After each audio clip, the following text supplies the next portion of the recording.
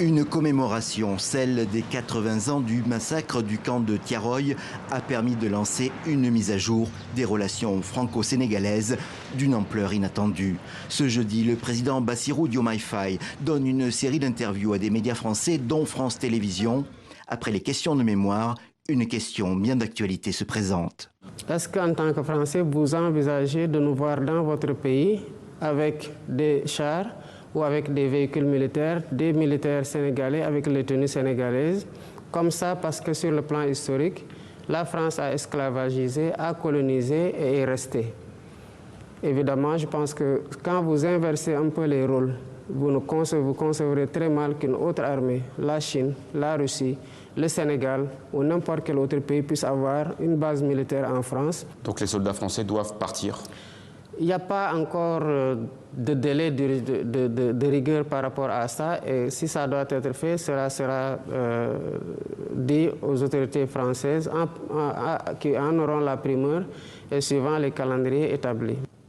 La date et les modalités restent donc à déterminer, mais la France va perdre une implantation importante sur le continent africain. À Dakar, ce vendredi, les premières réactions semblent assez positives. Je pense déjà que c'est une bonne chose. Lorsque les États-Unis sont venus en France pour aider pendant la Deuxième Guerre mondiale, après la Deuxième Guerre mondiale, le général de Gaulle a demandé à l'armée américaine de partir afin de laisser la France exprimer sa souveraineté.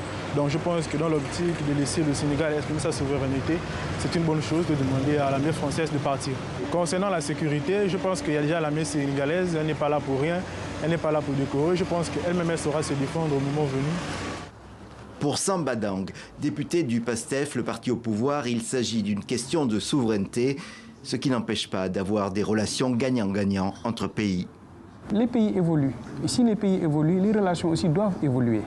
Et les populations aspirent à beaucoup plus de liberté, à beaucoup plus de souveraineté, à beaucoup plus d'indépendance. Et la France aussi devrait accepter cela et accompagner ces pays donc, par rapport à leurs aspirations. Cette annonce intervient après le retrait des militaires français du Mali, du Burkina Faso, du Niger et le même jour qu'une déclaration similaire faite au Tchad. Paris avait déjà décidé de réduire sa présence militaire en Afrique. Dans des plans pas encore officialisés, les Français envisageaient de passer de 350 à 100 le nombre de militaires basés au Sénégal. Mais aucun projet ne prévoyait une rupture aussi franche.